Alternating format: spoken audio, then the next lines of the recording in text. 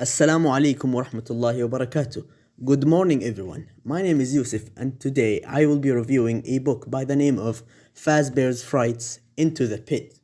Before we get started, I must clarify a few things. I have read this book before, which is really why I picked it. I've had a lot of opinions about this book, and I couldn't really express it due to the fact I was only reading the book out of interest. But now I got this opportunity to do a book review, so to be able to review it, I only had to open the old book again and to sweep through the lines to remember everything. Anyways, without further ado, let's get started.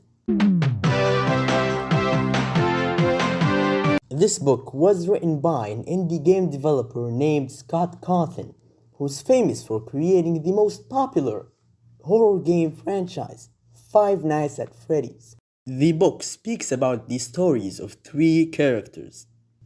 Oswald, a boy who wished his town wasn't so boring. Sarah, a girl that wishes to be beautiful like others in her school. And Willie, who wishes to literally die. We got quite the cast here. I have just noticed, this book has a weird warning on the back that goes like, "Readers beware, this collection of terrifying tales is enough to unsettle even the most hardened FNAF fans." Oh no, I am shaking.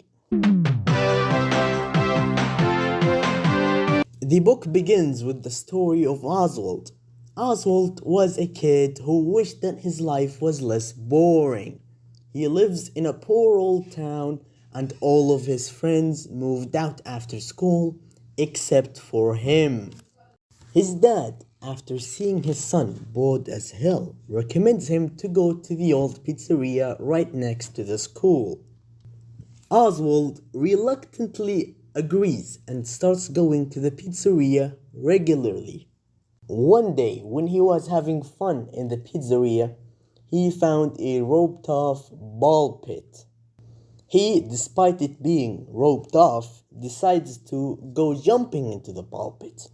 Suddenly, he finds himself able to cross back and forth to the present day and the year 1984. Alright, about the writing in the book, it seems a lot focused on the point of view of the characters, which is something I really liked about the book. Also, the whole thing about the time-traveling ball pit is kinda silly, I must say. But, hold on, this is where it gets good. So, at one point, Oswald travels back in time using the ball pit. And he meets a murdering robot bunny from the 80s named Spring Bonnie. The bunny proceeds to follow Oswald back in the present day, and then he proceeds to also drive a car. Then he replaces Oswald's father and nobody notices except the cat. And then he freaking drives Oswald to school the next day. What? Let me say that again in case you didn't get that. Spring Bonnie travels in time from 1985 to the present day, replaces a kid's father, and drives him to school. And that's it. That's it. That's the first story. I'm not even going to act serious. It's ridiculous as hell to think that Scott Cawthon himself made this story and wanted to share it so badly he placed it in his horror book series. Let's just move on.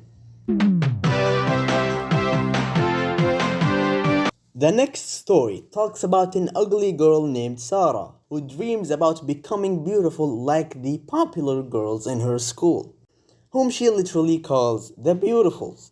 One day, she decides to go over the old junkyard near her home. She proceeds to explore around until she finds an old human-sized doll that comes to life and promises to make all of her dreams come true. The doll gives Sarah an old necklace and says if she wants to be beautiful, she must keep wearing it forever and to never take it off. One day, after Sarah became popular because of her beautiness, she accidentally dropped the necklace, and then she started to hear metal clanking noises. Then she opens her closet and finds all of her body parts in trash bags. Shocked, she looks at the mirror and finds herself made out of metal junk, and then she dies. This last part was so absurd yet so unsettling at the same time. I have to say, that was a really well done scene. That's really all I have to say about this story. This last story has got to be the most annoying one. It talks about this girl named Millie, who's an emo girl who hates her family, friends, and everything except for death. Yep, this girl's literal dream and ultimate wish is to die. The story starts by introducing Millie and talking about how much she mistreated her family and everyone she knows. Then, a few days later, her parents go for a business trip in Saudi Arabia. Instead of bringing their daughter with them, they decided to make her live with her crazy grandfather and his large and historic mansion for the rest of the year. She continues her life by writing poems about the sweet embrace of death and whatever. But then one day she gets locked in a room with a robot named Funtime Freddy, who her grandfather has apparently salvaged from a scrap yard. And then Funtime Freddy proceeds to taunt her in French. Then he cuts her head off.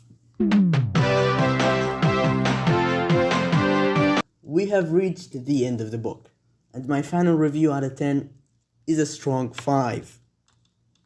Personally, I think everything I ever said about the book I have already said, and there's no reason to say it again. So yeah, I guess that's all. And as a hardened FNAF fan, was I unsettled? No.